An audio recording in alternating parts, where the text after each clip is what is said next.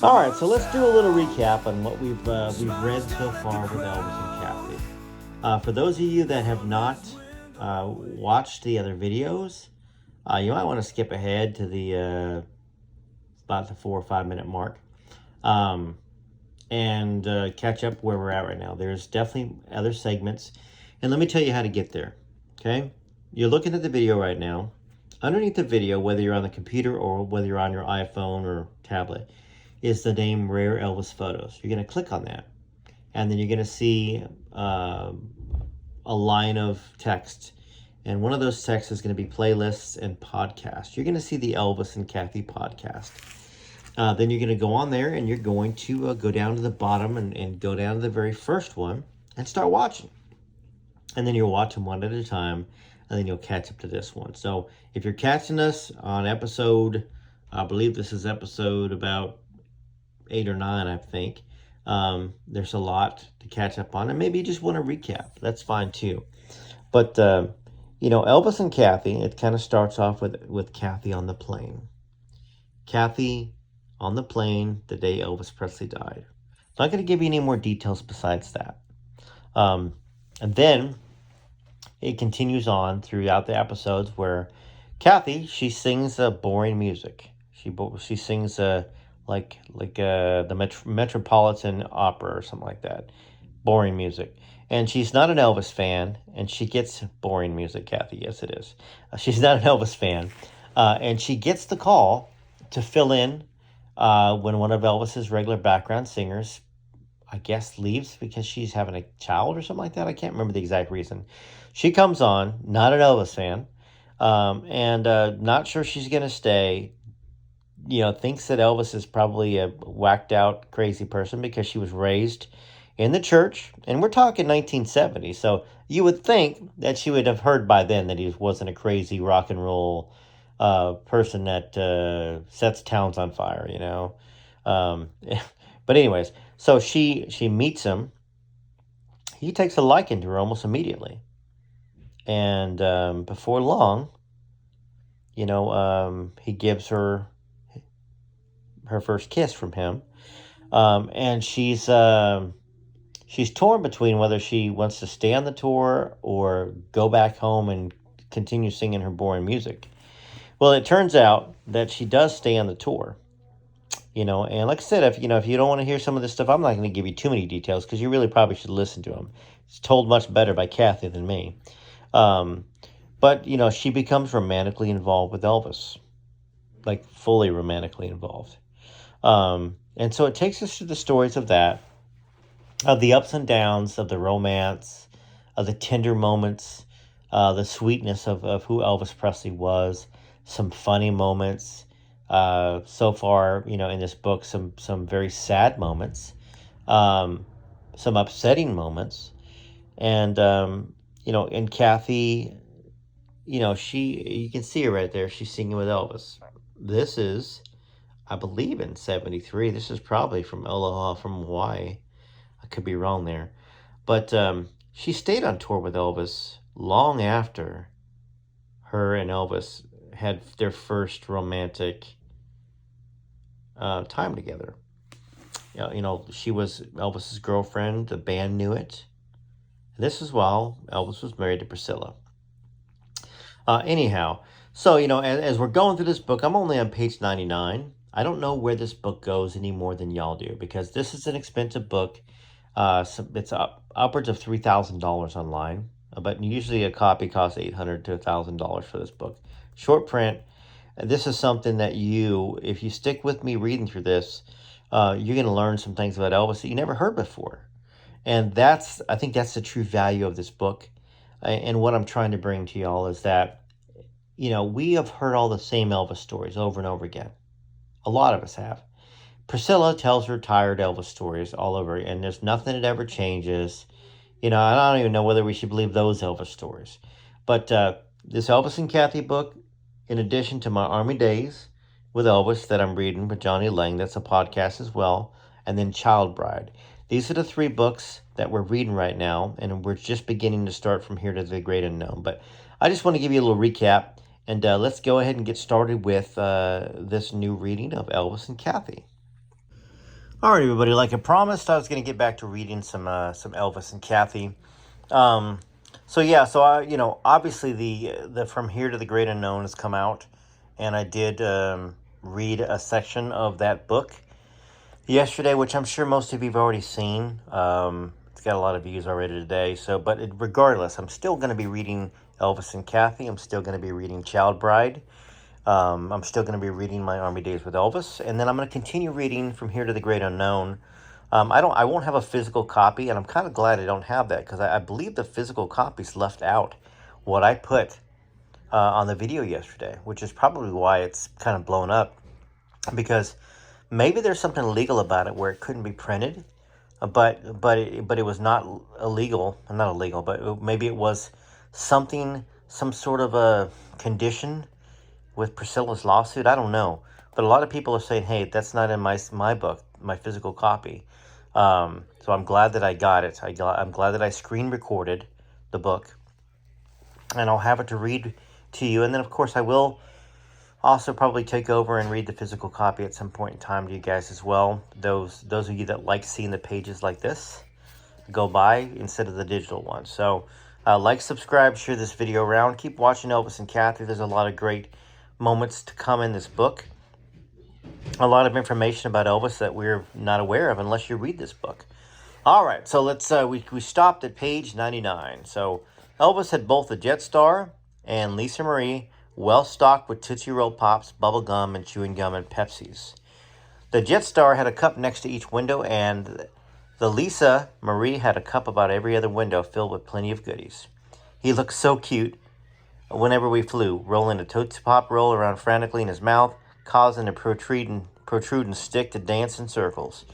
Elvis was also a voracious gum chewer, always very active and physical about it, and he knew I hated old, already chewed up gum, and he would sometimes surprise me by hiding it in special places like on my microphone on stage. Perhaps the most elegant of all the leased planes was one that we used for several tours that belonged to McCullough Corporation called the Starship. It had a black and gold marble fireplace in one of the bedrooms, brass-colored mirrors, modern suspended chairs, a dance floor complete with an organ, a game room, and fabulous gourmet meals. I don't know how they did it, but whatever you wanted to eat seemed to be available. There were also several monitors so that movies could be viewed in any of the rooms, and the plane was often used by such stars as Elton John, Olivia Newton-John, no relation obviously, and several others who loved luxury while touring from city to city. The Starship had a plush East Indian tapestry and a warm suede on some of the walls, long couches covered in a velvet paisley, and was very roomy. It was my favorite, although Elvis was so proud of the Lisa Marie that I never told him that. I didn't mean to leave the impression that we always had a posh plane for the show people. We didn't. It depended on what kind of deal the Colonel could get and how a peculiar planes rental company itinerary fit into our schedule. I'm making a video for my fans reading Elvis and Kathy. It was the same plane I had seen in my dreams, and this did not make me feel very comfortable. We left Los Angeles, stopped in Las Vegas to pick up some band members as we usually did. ... yada yada yada, blah blah blah. We most often used the Holiday Airlines Electra Jet. It was not luxurious, but it was the most comfortable. We would remove the armrests and sleep across 3 seats with room to spare. Anyway, all of the planes were just really more comfortable than any first-class commercial airliner, and it made flying a very pleasurable experience. This was a period in Elvis's career, however, when he never flew. He had a big motorhome or a bus that was outfitted with every luxury. But then there were so many places to go in such a short time that flying became a necessity, and it was more economical in the long run because there could be more shows in a shorter span of time. However, by the time I had joined the tour, Elvis was flying on leased planes and eventually bought his own. He told me many stories about the old days on the road by bus and car. Sometimes I think he missed it because he talked to people he could never reach from the air, and that bothered him. I think he felt more in touch with my kind of people, as he called them, when he was in a motorhome, bus, or car. Earlier, I mentioned the Holiday Airlines prop jet, but I didn't mention that I had a dream about this plane before I even set eyes on it. What was peculiar about this dream is that we had been flying in a DC-9 up to that time and had never been on a prop plane. So I don't know what my dream would have been about a prop plane. Well, I dreamed the night before we left that this prop plane was flying along and all 4 engines stopped. I remember thinking how foolish the dream was because we never flew on a prop plane, so the nightmare meant nothing. When I arrived at the airport, imagine my horror to see we were flying on a prop jet. It was the same plane I had seen in my dreams, and this did not make me feel very comfortable. We left Los Angeles, stopped in Las Vegas to pick up some band members as we usually did, and then when we got over the Grand Canyon, one of the engines died. Believe me, I was holding tight to my seat belt by the time and until my knuckles turned white. For some reason, probably out of panic, I thought this would help when we crashed, which I was certain would happen any second. The pilot turned around and headed back for Los Angeles instead of Minneapolis, where our show was booked. Well, it took us 6 hours to get from Los Angeles to Los Angeles safely without incident, thanks to a very cool pilot. All we could do while they were flying back to L.A. was to sit around the plane's emergency exit, tell jokes, and pass the bottle back and forth. John Wilkinson, Jerry Sheff, Estelle Brown, Myrna Smith, Glendy Harden, and I listened with relief to James Burton's stories about cars. This was one time we were glad to listen to anything and keep our minds off the ground thousands of feet below. It was a crazy time, and so the conversation was weird, but all of us were so relieved. So, obviously, Elvis is not on this plane. That's why I should not mention him. It's one of those times where she wasn't with Elvis because Elvis must have had another girl flying with him. So let's go on, continue the story. However, this is not the end of the story. We got on a plane 11 hours later and still in Los Angeles and headed for Minneapolis once again. This time around, the radio went out.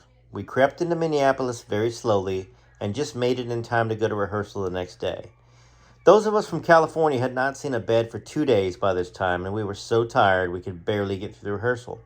I remember being so unstrung that I cried during rehearsal while singing How Great Thou Art. We went right on to a matinee show, and then an evening performance. I still don't know how we managed to do it without collapsing. I told Estelle Brown of the sweet inspirations about my dream before we ever boarded the first time in Los Angeles. When the engine stalled over the Grand Canyon, Estelle laughingly told everybody, "This girl is a witch. Believe me, she is a witch."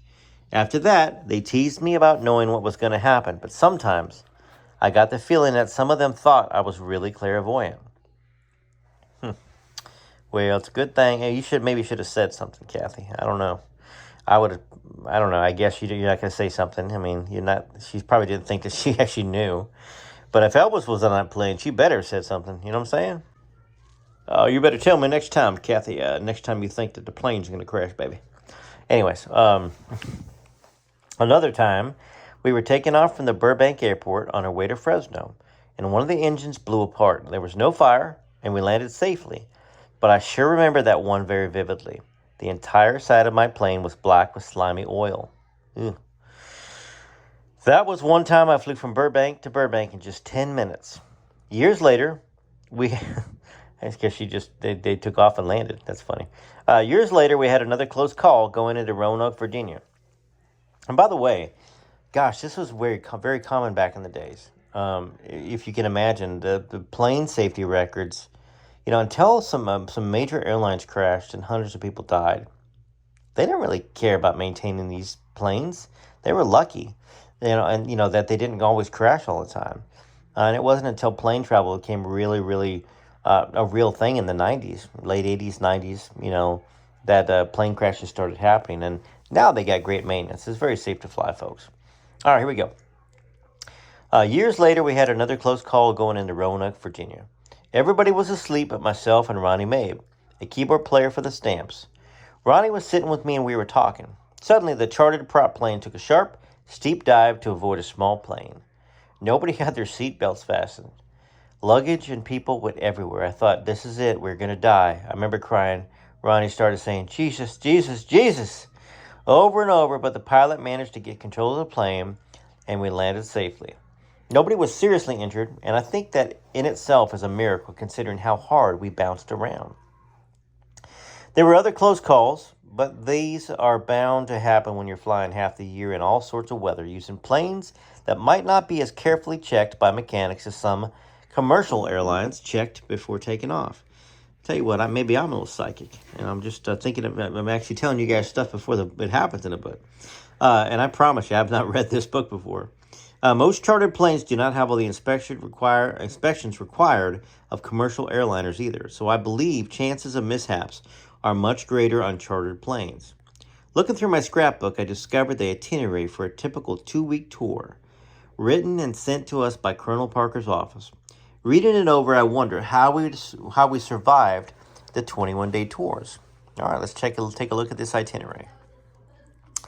Typical itinerary. We left Los Angeles. Typical itinerary.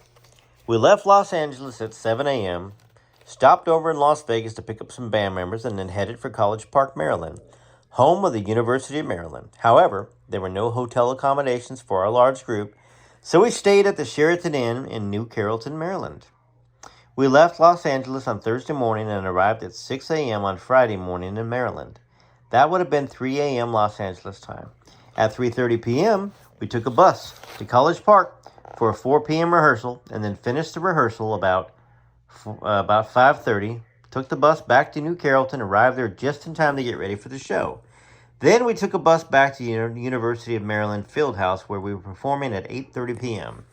The next day, we stayed over in New Carrollton and did a Saturday show at the University of Maryland Fieldhouse.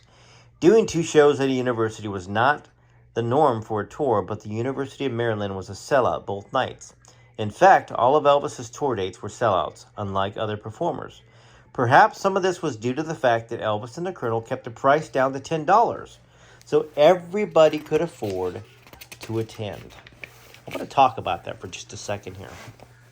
Y'all have heard me talk about how Elvis Presley had to tour and tour and tour over and over again without hardly any breaks to keep everybody employed by him.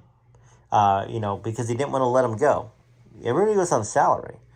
And of course, when Priscilla sued him for fraud, intrinsic fraud, and he had to sell his catalog of all of his songs, so all of the royalties he'd worked so hard to get all of his life.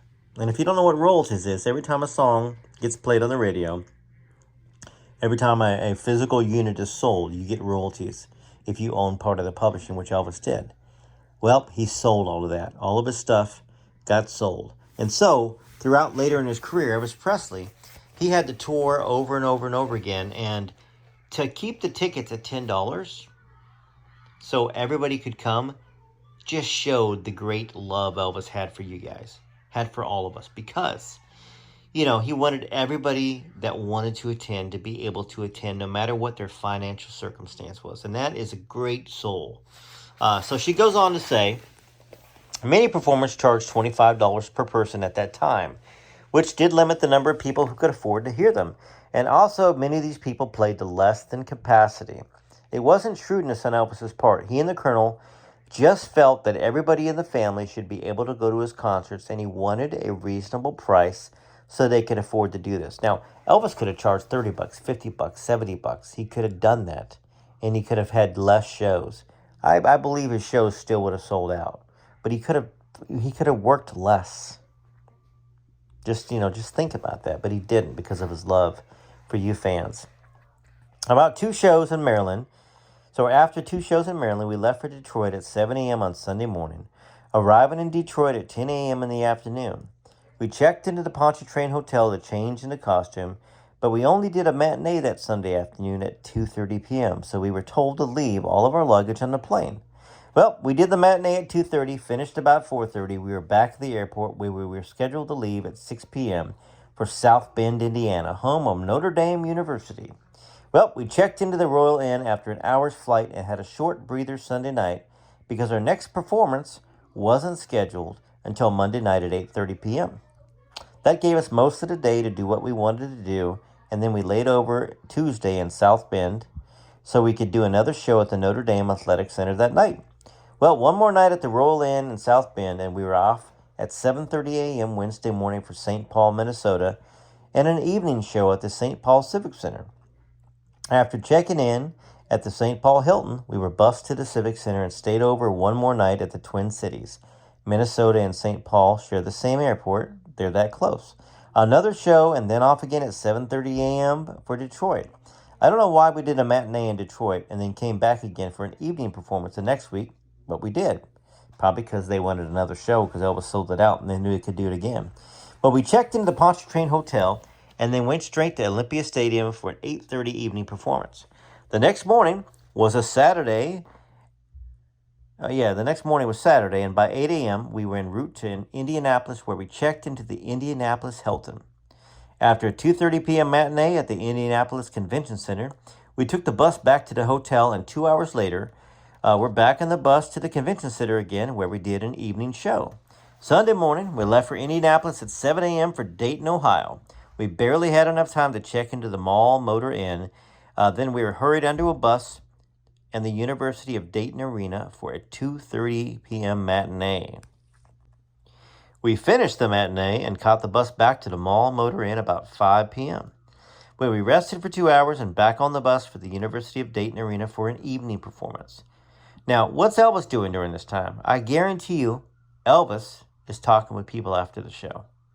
So, if you think this sounds tiring for a musician, Elvis Presley outworked all of them. He had meet and greets after each show, and that's just going to wear you down. All right, so let's continue because this is an itinerary for a 21-day show. The next morning at 8 a.m. and there's something pretty cool after this section too. I peeked ahead. The next morning at 8 a.m. we left for Wichita, Kansas, and arrived there at 11 a.m., which was actually a 4-hour flight, but we were in another time zone. Then we checked into the Ramada Inn and did an evening show at the Levitt Arena. Our show in Wichita and overnight at the Ramada Inn. One show in Wichita and overnight at the Ramada Inn before an early call and a 9 a.m. flight to San Antonio, Texas. Deep in the heart of Texas. And in the 3 hours, we were checking in at the Hilton Palacio del Rio. The eyes of Texas are upon. Anyways, I know Elvis sang that song. All the live long day. Okay. Once the show was over, it was back to the Hilton Palacio del Rio and a short night's sleep before boarding an early plane for Abilene, Texas, and an evening show at the Taylor County Coliseum. We stayed over at the Abilene Hilton Hotel for a night and had a 7 a.m. call for a flight to Lake Tahoe. We arrived in Lake Tahoe in 5 hours, stayed over for 1/2 hour, just long enough to change planes and take a flight back to Los Angeles. We were in 11 cities in 14 days and did 13 shows that were filled with supercharged energy. That made me tired, made me want to yawn and go to sleep. Gosh, Kathy. Yeah, some details that, I don't know. What do you think about those details? Was it informative for you to hear about that? I mean, in my opinion, I think it's pretty cool to think just how exhausting that was. It's educational for us to see what she went through, what the musicians went through, and then, of course, ultimately what Elvis went through. Writing about any of the tours would not be complete if I did not include New York City in 1972. New York is a tough place to play. That's the cool part. The audiences are sophisticated and can be cruel. Well, Elvis was a little concerned about the New York date at Madison Square Garden. Not the critics, because at this point in his career, critics could not have jarred this mountain of talent. But the New York fans were proud of their rock and roll heritage and what the city had contributed to the acceptance of rock music by the fans all over the world. It was their kind of music which Elvis always included in his program. But this was a versatile show, a mixture of rock, some ballads, even gospel music. In other words, a show designed to please everyone. Or would it end up pleasing no one? Would the sometimes cruel New York love him or boo him right out of the garden? Well, we had one matinee and one evening show, and it was unheard of for a single star to fill up Madison Square Garden more than once. And by the way, I believe it was George Harrison that went to the show of the Beatles. He actually went there on his own to go see Elvis. I believe it wasn't Ringo. I think it was George. Anyhow, and George said Elvis was the best looking guy he'd ever seen. He was like a god. but he wasn't crazy about the concert. He wanted Elvis to do a bunch of rock and roll. So I don't think she says anything about this in here because I don't think that interview came out until much after this book, but I'm curious, peeking ahead here. So here you go. We had one matinee, one evening show. It was unheard of for a single star to fill up Madison Square Garden more than once. That was a concern, but one that proved unfounded because both shows were an immediate sellout, and the demand was so great that one more matinee and one more evening shows were added. That was unprecedented. So 4 shows sold out. The night of the performance, the Sweet Inspirations opened and were accepted by the audience. But when comedian Jackie Cahan came on, he was relentlessly booed. There were 20,000 of you and only one of me, so I bow to your wishes, he says. After a short intermission, Elvis came on and brought down the house. He sang rock and roll, and then he introduced some ballads. And his decision to sing Bridge Over Troubled Waters was a risky departure from New York tastes. Even so, it soon had much of the audience in tears, including Beatle John Lennon, who was there wearing a rhinestone Elvis pin. So it's got John Lennon there. The stomping and cheers from the audience must have been heard in New Jersey. Elvis had come to New York City and captured the hearts of the toughest audience in the country. Now, let's stop for just a quick second. I didn't realize John Lennon went to the show. I know George Harrison did. At least that's what my recollection is. It wasn't Paul McCartney, and it wasn't Ringo Starr. It was George Harrison was a guitar player, songwriter, and he was So anyways, so John Lennon came to the show. That's pretty awesome, especially after the fact that they met and John wasn't very impressed with him. He must have been impressed with him because he came to the show. All right, so Elvis had come to New York City and captured the hearts of the toughest of audiences in the country. If there's any doubt as to his impact on the Big Apple, I will include here a partial copy of a review by Ellen Willis in the rich but stuffy New Yorker magazine. After beginning with Arthur Crudup Blues, Elvis devoted the first third of his performance to other people's hits, rock and roll songs like You Don't Have to Say You Love Me, rock ballads like You've Lost That Love and Feeling. The second third was a Presley retrospective. Elvis sang the old hits straightforwardly, making no attempt either to recapture his youth or to parody it, except at the climax, when he coyly started and stopped several times before going into Hound Dog. All of this was certainly enjoyable enough, but it was the last part of the concert that moved me most. When Elvis began singing Bridge Over Troubled Waters, I knew something important was happening. Here was a schlocky song I absolutely despised, and Elvis was not only making it work, but nearly had me in tears. I realized that the task Presley had set himself was to establish his identity as a pop, not necessarily rock singer, and to do it in such a way as to wring assent from the deepest dyed hardcore rock fan. Such a bold self-affirmation would have been unnecessary anywhere but in New York, a city that cherishes its rock legends and doesn't have probably a lot of patience, whole lot of use for mainstream pop stars. At the Garden, it was an act of courage, but no one but Elvis could have gotten away with it. At that time, Elvis was the only star to sell out 4 performances at the Garden. After the New York triumph, Elvis was ecstatic and we were too, but then it was time to pack up and head for Fort Wayne and the Midwest. We went on to rave reviews in Evansville, Chicago, Milwaukee, Wichita, and Fort Worth. You can see there was little time for worrying about much of anything but keeping your voice intact, which, by the way, all this reading is making my voice kind of sore. You can probably hear a little bit of the hoarseness there. When you're down and out, when you're on the street, when evening falls. Love that song. So hard. Anyways, one of my favorite songs. That is one of my favorite songs by Elvis. And I've always told my wife and told everybody that I know, Elvis didn't have a lot of originals from the 60s and 70s on. I mean, from the 70s on mainly. But he made all of these hits way better than the original artist. That's one of them right there. His version of Bridge Over Troubled Water is just heads and tails above Simon Garfunkel. And his I Just Can't Help Believin', way better than B.J. Thomas. So anyways, I think that's probably a good spot to stop here. Especially since my voice kind of hurts right now. And I appreciate y'all being part of this channel and watching all the video, watching all of it. If you made it all the way to the end, let me know. I know you probably left a comment already, but I'd love to see those of you that made it to the very end of the video. So TCB, TLC, till next time, please, please be safe, be careful, make sure you're loved, take care of those around you, and live each day like it's the last. Now, don't be reckless with your life, but enjoy it. You know, I hate to like use this as an example, but you know, don't let anything get you down. Try not to get too angry about stuff. You bump your knee, well, be grateful you're alive to bump your knee. You know, I don't know. I mean, you know, those of you that are in a lot of pain, I understand. I know I talked to some of y'all out there, and you know, you have numerous ailments and afflictions, and you know, I feel horrible for that, and I hope you feel better. But anyways, TCB TLC, I just kind of going on too long here. Till next time, this is Rare Elvis Photos.